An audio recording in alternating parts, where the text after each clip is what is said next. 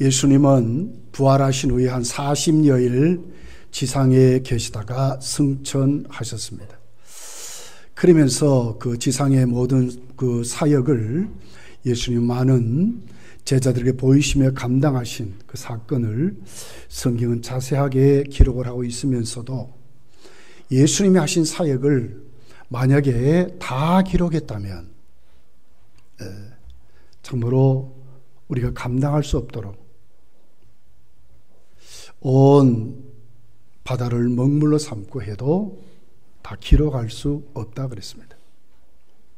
요한복음 20장 30절에 보면 예수께서 제자들 앞에서 이 책에 기록되지 아니한 다른 표적도 많이 행하셨다 그랬습니다. 요한복음 21장 25절에 보면 예수께서 행하신 일이 이외에도 많으니 만일 낱낱이 된다면 이 세상이라도 이 기록된 책을 두기에 부족할 줄 아노라. 세상에 두기에도 부족하다. 얼마나 많은 사역을 감당했는지. 만약에 그 기록을 다 기록했다면 우리가 신앙생활하는데 굉장한 어려움이 있었을 거예요. 여러분, 평생에 우리가 이 땅에 살면서 만약 예수님이 기록한 모든 사역이 세상도 감당하지 못했다는데 우리 한 번이라도 다 읽어볼 수 있겠어요? 그 정도로 예수님 많은 사역을 감당했다고 기록하고 있습니다. 부활하신 후에도 성경에 기록되지 않은 많은 일들을 하셨을 것입니다. 그렇지만 오늘 예수님은 뚜렷하게 부활하신 사건을 오늘 본문을 비롯해서 사복음서에 정확하게 기록을 하고 있습니다. 예수님 부활하신 후에 무엇부터 하셨을까 하는 거예요. 여러분은 만약에 억울하게 죽었다든지 억울하게 당했던 것이 회복이 되면 무엇부터 하시겠습니까? 예수님 부활하신 후에 억울하게 판결을 받았죠. 죄 없으셨는데 빌라도에게 찾아가서 예수는 복수하지 않았습니다. 당신이 하나님의 아들임에도 불구하고 하나님의 아들을 몰랐던 대제사장을 비롯한 산헤드린 공회원들에게 예수님이 찾아가서 야 봐라, 내가 부활했지 않느냐, 살아났지 않느냐, 너희들의 거짓말, 너희들의 그 포악된 것, 예수님을 책망하시면서 무섭게 벌 주시는 예수님이 그들을 찾아가지 않았습니다. 그들의 하수인이 되어가지고 제사장의 종들, 로마 군병들은 예수님을 매질을 했어요. 십자가에 못 박았습니다. 예수님 부활하신 후에 그들을 찾아갔습니까? 자, 너희들이 매질한 이 한번 봐라. 당신이 살아계신 하나님의 아들이라고 그들에게 찾아가지 않았습니다. 예수님 부활하신 후에 찾아간 곳이 어디입니까? 당신의 백성들이었던 제자들에게 찾아가시는 예수님을 보게 되는 것입니다. 예수님을 사랑했던 막달라 마리아에게, 여인들에게, 세상이 두려워 벌벌 떨었지만은 당신의 제자들에게 그 골방에 찾아가셨습니다. 부활하신 주님을 봤음에도 불구하고 갈릴리 바로 도망갔던 그 제자들에게 또 찾아가시는, 부활의 소식을 들으면서도 엠마오로 절망 가운데 내려갔던 당신의 제자들에게 예수님을 찾아가셨습니다. 믿지 못해서 나는 만져보고 보지 아니하면 못 믿겠다고 했던 의심하는 도마에게도 예수님이 찾아가셨습니다. 바울 사도는 고린도전서 15장에 보면 그때 예수님의 부활을 목격한 사람들이 500여 형제라고 그랬어요. 많은 사람들이 예수님의 부활을 목격했습니다. 사도행전 이것을 축소해서 예수님의 부활을 목격하고 마가의 다락방에 10일 동안 전혀 기도에 힘썼던 사람들이 120명 정도 됐다고 그랬습니다. 엑기스들이죠. 예수님이 이런 자들에게 찾아가셨습니다. 그런 다음에 예수님은 중요한 사역을 그들에게 하셨는데 사복음서를 읽어보면 딱 세 가지로 우리가 나눌 수가 있습니다. 부활하신 후에 무슨 사역을 하셨을까? 첫 번째로 예수님은 당신이 부활하심을 확인시켜 주시고 의심하는 그들에게 믿는 자가 되라고 말씀하시는 것을 보게 됩니다. 믿음의 반대는 의심이죠. 이것 가지고 성도의 삶을 살 뿐만 아니라 제자는 더욱더욱 제자의 사명을 감당할 수 없습니다. 그래서 의심하지 말고 믿는 자가 되라고 그렇게 말씀합니다. 오늘 38절, 39절에 있는 내용입니다. 예수께서 이르시되 어찌하여 두려워하며 어찌하여 마음에 의심이 일어나느냐? 내 손과 발을 보고 나인 줄 알라. 또 나를 만져보라. 영은 살과 뼈가 없으되 너희 보는 바와 같이 나는 있느니라. 육체로 부활하시는, 영으로, 영체가 아니라 육체로 부활하셨던, 몸을 가지신, 사망 권세를 깨뜨리시고 부활하신 당신을 그들에게 확인시켜 주시면서 의심하지 말아라. 예수님 다시 살아나심을 그들에게 말씀하는 내용이 기록되어 있는 것입니다. 사실 저나 여러분이나 우리 인간이 갖고 있는 이 불신은 굉장합니다. 인간의 타락의 그 의심은 굉장합니다. 오늘 본문이 그것을 어떻게 지적을 하고 있습니까? 11절 이렇게 기록을 하고 있어요. 여인들이 예수님의 부활을 보고 가서 전하지요. 그런데도 그들이 믿지 못하는 제자들이 있습니다. 사도들은 그들의 말이 헛단한 뜻이 들려 믿지 아니했다고 그랬습니다. 헛단한 뜻이, 쓸데없는 소리를 들었다고 말해요. 오늘 22절에 보면 또한 우리 중에 어떤 여자들이 우리로 놀라게 하였으니 이는 그들이 새벽에 무덤에 갔다가 그의 시체를 보지 못하고 와서 그가 살아나셨다 하는 천사들이 나타남을 보았다 함이라. 확실히 전했는데도 그 전함을 확실히 들었음에도 불구하고 믿지 못해서 절망 가운데 엠마오로 내려가는 그런 두 제자의 모습이 여기 기록되어 있습니다. 이것이 타락한 자들의 모습입니다. 확인시켜줘도 못 믿는 것입니다. 마가복음 16장 14절에 보면 이렇게 기록합니다. 그 후에 11제자가 음식 먹을 때에 예수께서 그들에게 나타나사 그들의 믿음 없는 것과 마음에 완악한 것을 꾸짖으시니 이는 자기가 살아나 계시는 것을 본 자들의 말을 믿지 아니함이라 그랬습니다. 예수님이 꾸짖을 정도로 그들은 믿지 못했다고 기록하고 있습니다. 예수님의 부활을 확실히 봤음에도 못 믿어요. 마태복음 28장 17절에 있는 말씀입니다. 예수를 배웠고 경배하나 아직도 의심하는 사람들이 있더라 그랬어요. 경배까지 하면서도 아직도 의심하는 사람이 있다는 거예요. 이것을 누가복음 24장 36절 37절에 이렇게 기록합니다. 이 말을 할 때 예수께서 친히 그들 가운데 서서 이르시되 너희에게 평강이 있었다 하시니 그들이 놀라고 무서워하여 그 보는 것을 영으로 생각했다. 그들 앞에 나타나셔가지고 평강이 있을지 하음에도 불구하고 육체로 부활하심을 못 믿었다는 거예요. 영이 아니냐 하는 것으로 그들이 의심했다고 이렇게 말씀해요. 이것이 타락한 오늘 우리들의 모습이라고 말씀하는 것입니다. 빈문을 보고도 믿지 못하는 제자들을 봐요. 오늘 12절에 베드로는 일어나 무덤에 달려가서 굽으려 들여다보니 세마포만 보이는지라 그 된 일을 놀랍게 여기며 어디로 갔습니까? 집으로 돌아갔대.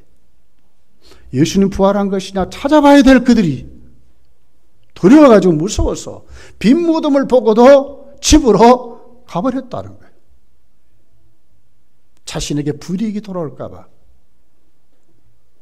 예수님의 부활하심을 무덤이 빈데도 불구하고 무덤 앞에 뭐가 막혔습니까? 큰 돌이 막혔습니다.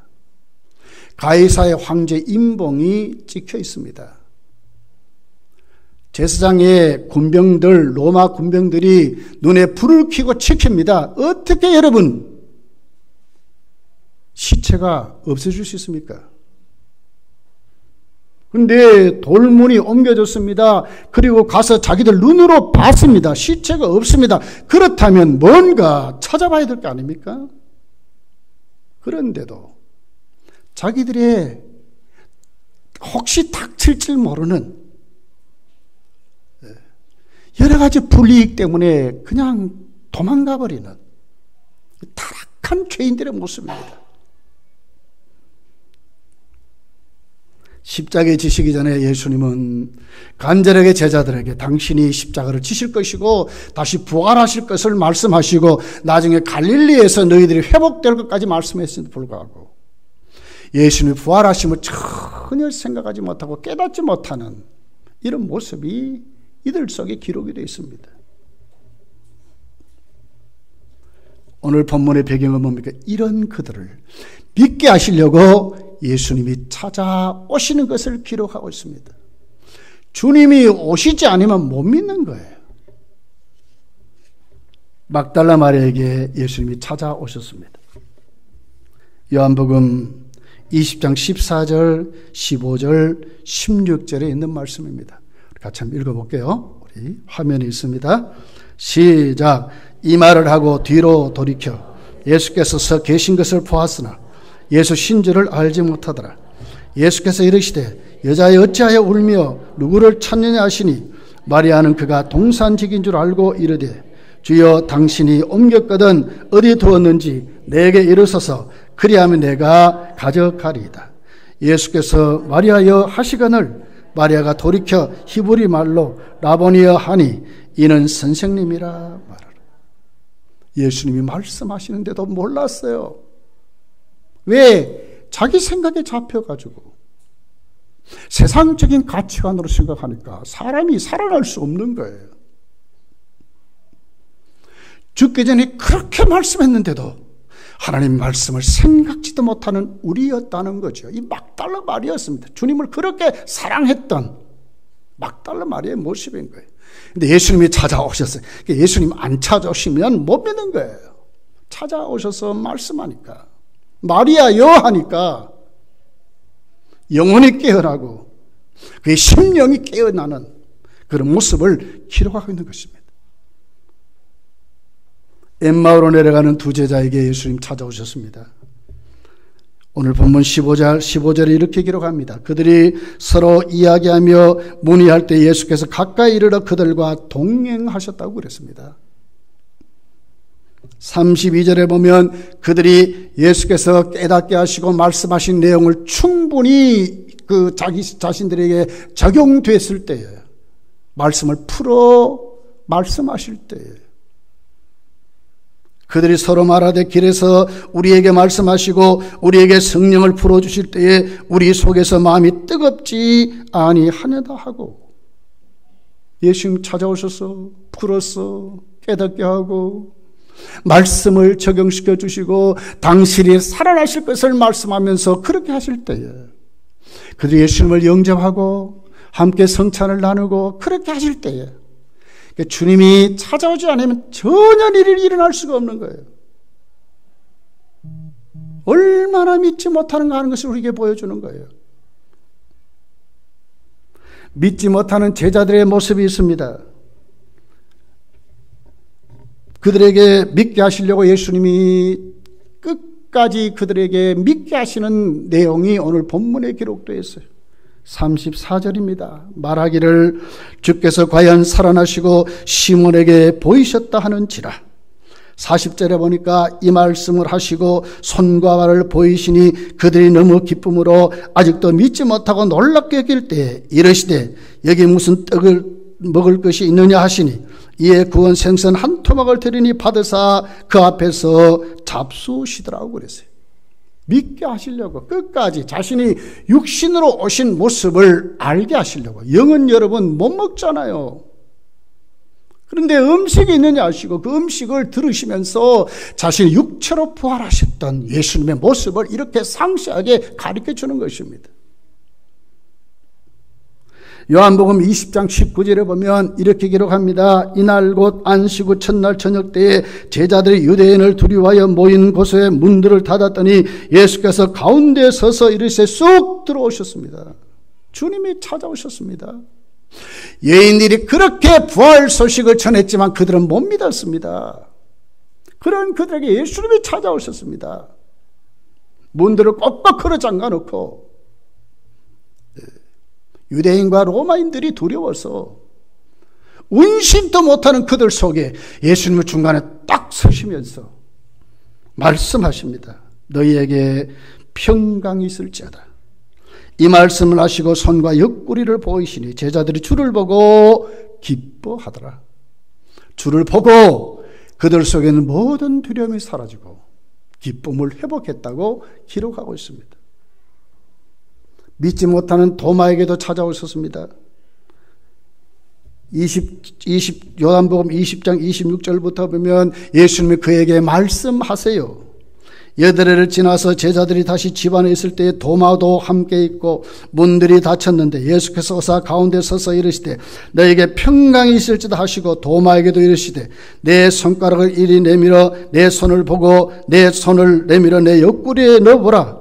그리하여 믿음 없는 자가 되지 말고 믿는 자가 되라. 도마가 대답하여 이르되 나의 주님이시여 나의 하나님이시니이다. 예수께서 이르실 때 너는 나를 본고로 믿느냐 보지 못하고 믿는 자들이 복되도다 하시니라. 의심하는 토마에게 못 믿겠다고 하는 토마에게도 악착같이 믿게 하시려고 끝까지 토마를 예수의 부활을 확인시켜 주시고 믿게 하시는 하나님 은혜가 여기 있는 것입니다. 믿을 수 있음이 하나님의 은혜입니다.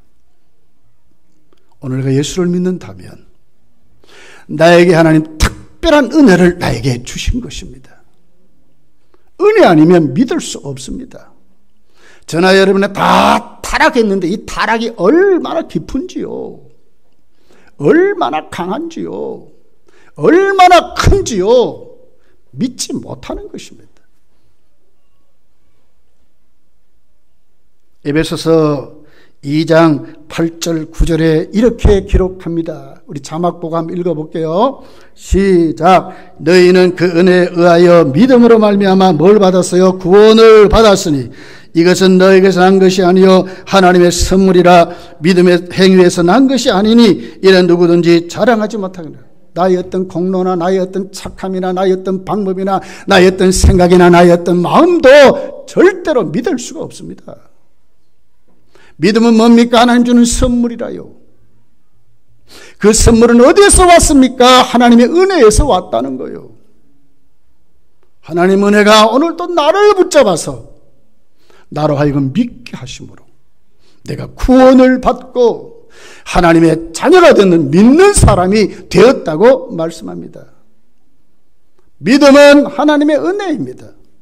내가 오늘도 믿을 수 있음이 하나님의 나를 특별히 사랑하신 하나님의 은총이 나와 함께 있다는 것을 믿으시기를 예수님 축복합니다. 하나님 나를 믿게 하셨습니다.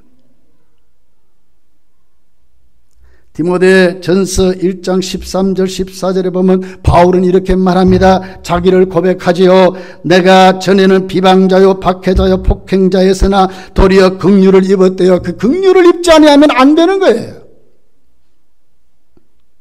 내가 믿지 않을 때 알지 못하고 행하였습니다. 우리 주 우리의 주의 은혜가 그리스도 예수 안에 있는 믿음과 사랑과 함께 넘치도록 풍성하였도다. 하나님의 은혜가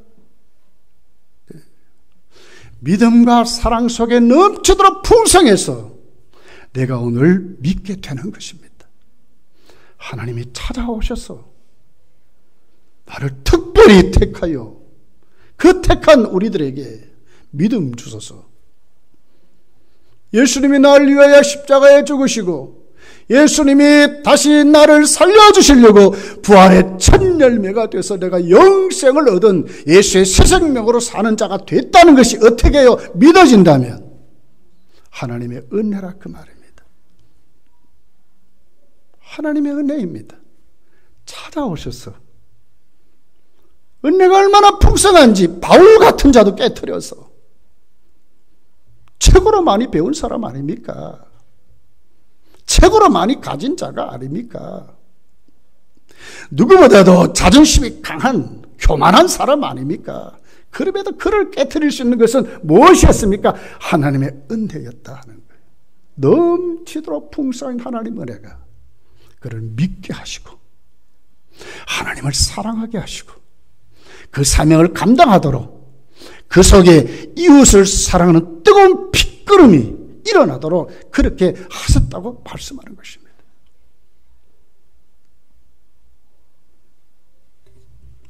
왜 그렇게 하셨을까요? 디모데전서 1장 15절은 분명히 기록합니다. 밑보다 모든 사람이 받을 만한 이 말이여 그리스도 예수께서 죄인을 구원하시고 하시려고 세상에 임하셨도다 하였도다. 죄인 중에 내가 괴순이라. 밑보다 이 말이요. 그리스도 예수께서 왜 이 땅에 오셨습니까? 죄인을 구원하시려고, 나 같은 것 구원하시려고. 세상에 임하였다 하였도다. 주님이 오시지 아니하면 안 된다 그 말입니다. 은혜입니다. 그분을 찬송할 수밖에 없고 그 안에 살 수밖에 없고 그를 위해서 우리의 가치관을 세울 수밖에 없는 우리들의 모습을 이렇게 말하는 것입니다. 타락한 죄인입니다. 그 죄가 얼마나 강한지 우리를 붙잡아서 얼마나 우리의 타락한 농도가 깊은지요 보여서 예수님이 보여주는데도 영체라고 불신하고 말이에요. 부활의 증인들이 와서 그렇게 예수님이 부활했대도 못 믿는 그들, 나중에 부활하시는 분을 눈으로 똑바로 보고 옆구리 손까지 다 보여주신 그 주님을 영접했음에도 갈릴리 바다로 도망갔던 그들 아닙니까? 주님 포기하셨습니까? 아니요. 끝까지 오셔서 아무 조건 없이 오셔서 다시 회복시키시고 다시 회개케 하시고 다시 믿게 하시는 주님의 은혜가 우리에게 넘친다고 하는 것입니다. 부활의 믿음이 아니고는 세상을 이길 수 없습니다. 요한복음 5장 4절에 보니까 무릇 하나님께로부터 난 자마다 세상을 이기느니라. 세상을 이기는 승리는 이것이니 우리의 믿음이니라 그랬습니다. 여러분, 예수님이 우리에게 보여주신 것은 뭡니까? 예수님이 하신 첫 번째 사역이 뭐라고요? 예수님의 부활하심을 확인해라. 의심하지 말고 믿는 자가 되라는 것입니다. 믿는 자가 돼야 여러분 세상을 이기는 사람이 됩니다. 기도하는 삶도 응답은 어디에 있습니까? 믿음의 기도가, 의인의 간구가 역사하는 힘이 크다고 하지 않습니까? 믿는 자가 능치 못함이 없다고 말하지 않습니까? 믿는 자가 되어야 합니다.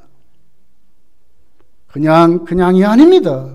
확실히 주 앞에 서서 믿는 자가 되어야 한다고 하는 것입니다.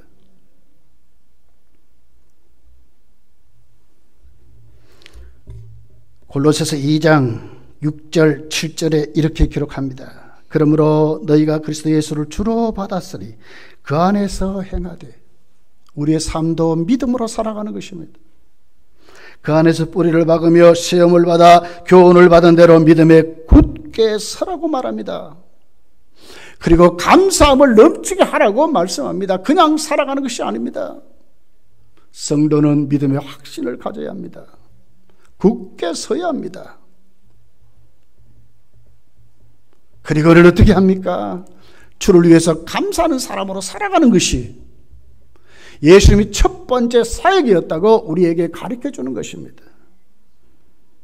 로마서 14장 8절 9절에 이렇게 기록합니다. 우리가 살아도 주를 위하여 살고 죽어도 주를 위하여 죽나니 그러므로 사나 죽으나 우리가 주의 것이로다. 이를 위하여 그리스도께서 죽었다가 다시 살아나셨으니 곧 죽은 자와 산 자의 주가 되려 하심이라. 믿는 자가 되어야 하는 것입니다. 어떻게 믿습니까? 예수 그리스도가 나의 주님이 되신 것을, 예수 그리스도가 내 인생의 주인 되신 것을, 예수 그리스도께서 내 생사화복을 주장하시는 것을, 예수 그리스도께만이 내 죄가 사함을 받고 그분으로 영생을 누리게 되는 것을 믿는 그 사람들로 우리가 세워져야 된다고 말씀하는 것입니다. 사랑하는 성도들이여, 이 부활에 특별히 4월 달에 우리가 마지막 보내는 주일입니다. 이제 올해뿐만 아니라 여러분의 일생을 어떻게 살아야 되겠습니까? 믿음에 확실히 서는, 의심하지 말고 믿음에 확실히 서는 그런 믿음의 사람이 되시기를 예수 축복합니다. 두 번째는, 예수님은 부활하신 후에 제자들에게 가장 먼저 주신 복이 평강이 있을지어다였습니다. 이런 평강이 뭘까요? 구원받은 하나님 백성이 영원한 해방을 누리는 자유가 평강입니다. 구원받은 하나님 백성이 하나님과 소통할 때 우리가 누릴 수 있는 내적인 교통, 내적인 심리 상태가 평강입니다. 구원받은 하나님의 백성이 하나님과 교통하면서 환경이 아니고요, 상태가 아니고요, 어떤 사건이 아니라 하나님 안에서 누리는 생명의 복이 평안입니다.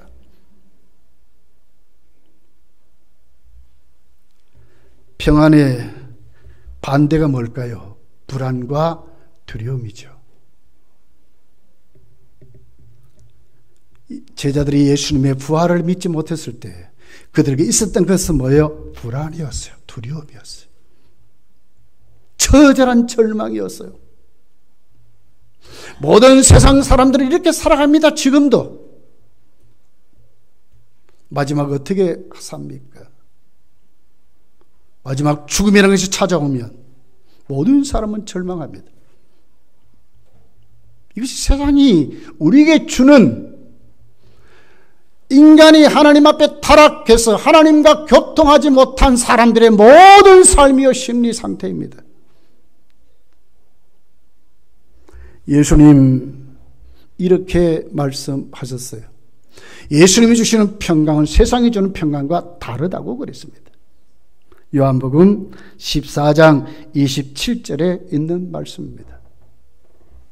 한번 읽어볼게요. 시작. 평안을 너에게 끼치노니 곧 나의 평안을 너에게 주노라. 내가 너에게 주는 것은 세상이 주는 것과 같이 아니하니 너희는 마음에 근심하지도 말고 두려워하지도 말라. 주님이 주신 평강이 없으면 어떻게 돼요? 마음에 근심하고 두려워한다고 그랬어요. 이게 모든 세상 사람들이 갖고 있는 상태입니다. 내일이 불안합니다. 가진 자도 불안해요. 왜? 자기 것 지키려고. 또 이웃을 보니까 경쟁해야 되겠거든요. 못 가진 자도 불안합니다. 왜요? 이러다가 망할 것 같거든요. 불안하고 두려움 속에 살아갈 수밖에 없습니다. 주님 말씀합니다.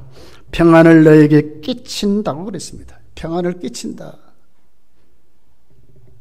하나님의 은총으로 영과 육이 행복한 상태를 말하는 거예요. 평안을 끼친다. 이 끼친다는 말은 유산을 말합니다. 남긴다는 말입니다. 주님이 이 세상에서 그들에게 첫 번째 복을 주셨는데 뭐예요? 유산을 주셨는데 그 유산이 평안이라는 거예요. 세상과 다른 그 평안을 너희에게 유산으로 남겨준다고 말씀합니다. 그렇기 때문에 세상과 다른 평안입니다. 당시 헬라인과 히브리인들의 평안은 이랬습니다. 그들은 전쟁을 겪지 않고 이웃에게 침범받지 않는 그런 평안, 자유를 그렇게 말했어요. 빼앗기지 않는. 전부 인간관계로 그렇게 말을 했어요. 세상이 주는 평안은 뭡니까? 전부 상대적이고 일시적입니다. 부지요, 부. 명예지요, 권력이지요. 사람들, 주위에 많은 사람들이 나에게 칭찬하는 것, 나를 세워줄 때에 자부심이라 이런 거죠. 그것이 여러분 오래 갑니까? 일시적인 것입니다. 평안은 평안이지만 그것은 오래 지속될 수 없는 평안, 이 세상이 주는 평안입니다. 가짜 종교가 주는 평안도 있습니다. 그건 가짜입니다. 그건 더 오래 가지 못합니다. 주님이 주는 평안은 뭘 얘기하죠? 그러면서 예수님이 뭐라고 그래요? 이 평안을 주님이 준다고 말을 해요. 예수님이 부활하신 다음에 첫 번째 주신 복은 믿으라는 것이었고 두 번째 복은 우리에게 축복하시는데 뭡니까? 하나님이 주시는, 하나님과 교통하는 환경이 어떻든지, 내 직업이 어떻든지, 내 나이가 어떻든지 주님 안에 누릴 수 있는 근원적인 하나님과 소통된 그런 사람들이 내적으로 누릴 수 있는 해방의 복을 평안이라고 말하는 것입니다. 영원한 복입니다. 취소되지 않는 복입니다. 로마서 5장 1절 2절에 이렇게 말합니다. 그러므로 우리가 믿음으로 의롭다 하심을 받았으니 우리 주 예수 그리스도로 말미암아 하나님과 화평을 누리자. 또한 그로 말미암아 우리가 믿음으로 서 있느니 은혜에 들어감을 얻었으니 하나님의 영광을 바라고 즐거워하느니라. 여기에 초점이 어디 있습니까? 하나님이었습니다. 하나님과 소통된 것을 누리고 사는 것, 이것이 평강입니다. 그분 안에 즐거워하고 그분 앞에 찬송하고 그분 안에 사는 것이 평안입니다. 그렇기 때문에 세상이 주는 평안이 아닙니다. 성도만이 누릴 수 있는 평안입니다. 예수님과 함께 예수 안에 하나님 앞에 죄사함을 받은 중생하고 확실히 믿는 믿음에 서 있는 사람들의 평안인 것입니다. 바울이 쓴 서신이 13서신입니다. 근데 하나같이 전부 하나님과 우리 주 예수 그리스도부터 오는 은혜와 평강이 너에게 있기를 원하노라. 그리고 있을지어다. 이렇게 13선이 전부 그렇게 말을 해요. 한 복음도 예외가 없어요.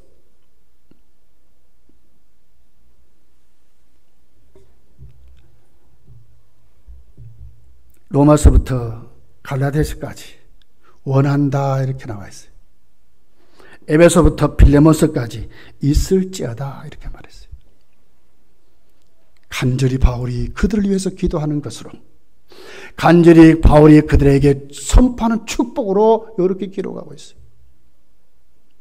베드로 전후서도 사도 베드로도 똑같이 말하고 있어요.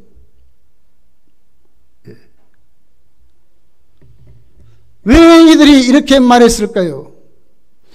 은혜와 평강이 어디로부터 오는가를 분명히 그들은 그 출처를 확실히 말했고, 성도는 반드시 그것이 있어야 된다고 그렇게 말하는 것입니다. 누가 준다고요? 주님이. 부터 그랬어요. 부터 그들에게서 온다는 거예요. 하나님 우리 아버지와 우리 주 예수 그리스도로부터 그랬거든요. 뭐가 옵니까? 은혜와 평강이. 주님 부활하신 데 너무 중요하기 때문에 성도가 정말 가져야 될 것이 뭐냐? 하나님과의 소통이라 그 말입니다. 하나님과의 누림이라 그 말입니다. 하나님 안에서 누리는 해방이라 그 말입니다. 이게 평안이라고 말하는 것입니다. 교회 오면 어떻게 됐습니까? 여러분, 교회 오면 우리 분위기가 만약에 뭐 어떻게 서먹서먹한다든지 여러분이 하나님 앞에 왔으면서도 그런다면 아직도 여러분 그 평강을 못 가진 거예요. 확 뚫어져 버려야 돼요. 오면 내 심령이 하나님 만나려고 막 절절해야 되고요. 예수님 만나면 모든 것이 해결이 되고요. 예수님 만나면 모든 것이 이루어지고요. 예수님 안에 모든 것이 있음을 어떻게 해요? 우리가 하나님께 나올 때마다 믿고 나와야 된다 그 말이에요. 주님이 그렇게 하세요. 그래서 주노니 그랬거든요. 준다고 그 말이에요.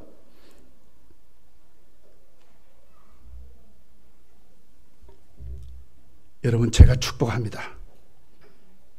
오늘 여러분, 부활을 믿는 여러분 속에 하나님 아버지와 우리 주 예수 그리스도로부터 오는 은혜와 평강이 넘치시기를 예수님 축복합니다. 받으셔야 돼, 받으셔야 돼. 누리는 자들이 되셔야 돼. 세 번째는 성령을 받고 증인이 되라는 말씀이었어요. 제자들이 누굽니까? 그냥 믿는 자들이 아니에요. 그들은 예수님의 증인들로 살아가야 돼요.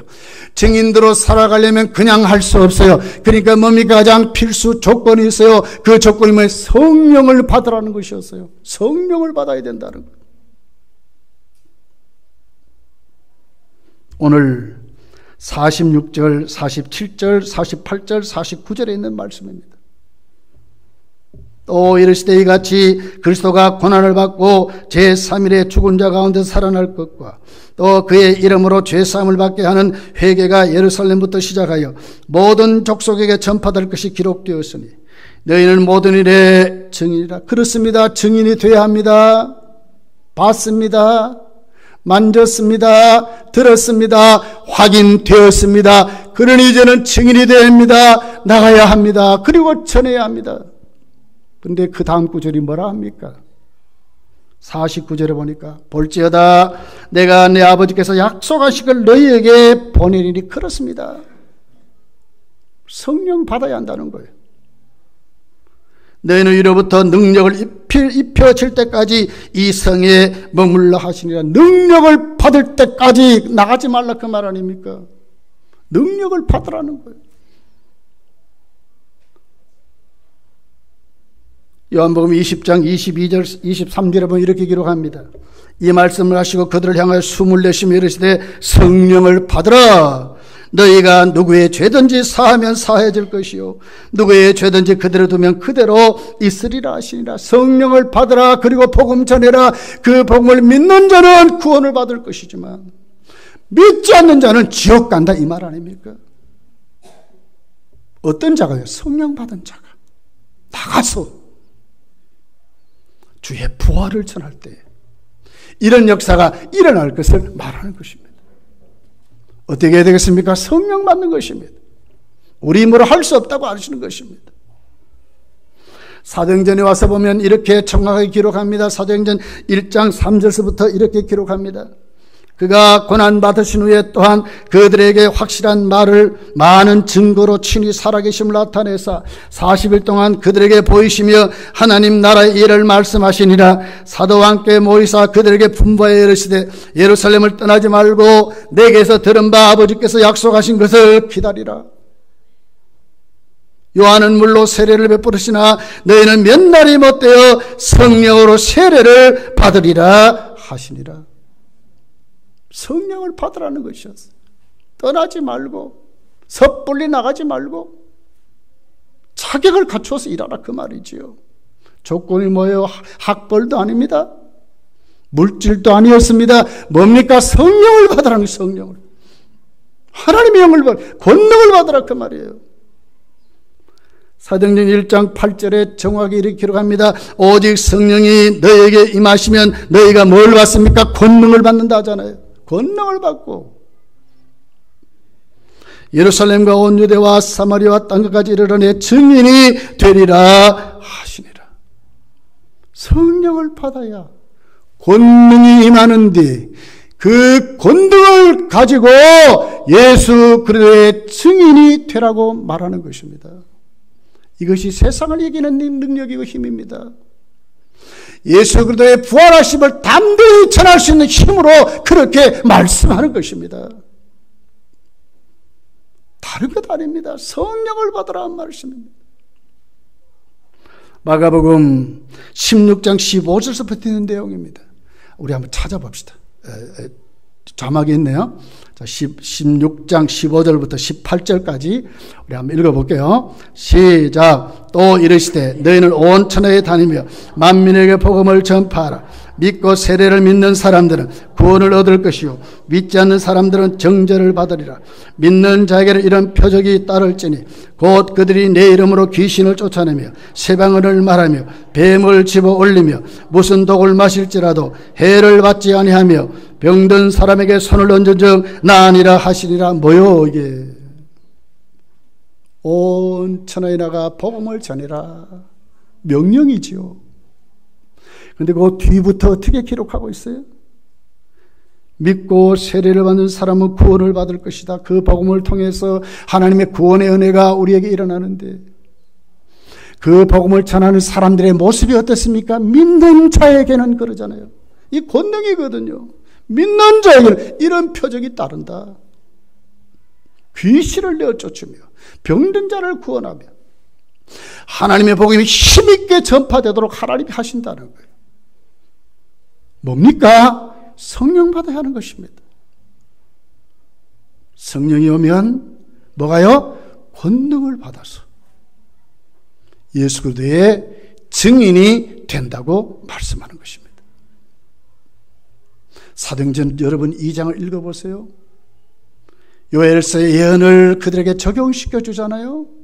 늙은이, 젊은이 모든 성도가 꿈을 꾸고 환상을 보고 예언한다고 말하지 않습니까? 영적인 능력을 말하거든요. 예수 그리스도의 재림을 확실히 믿고 예수님의 재림의 징조를 눈으로 확인하면서 그들은 나가서 전도하는 것입니다. 이것이 사도행전의 역사였습니다.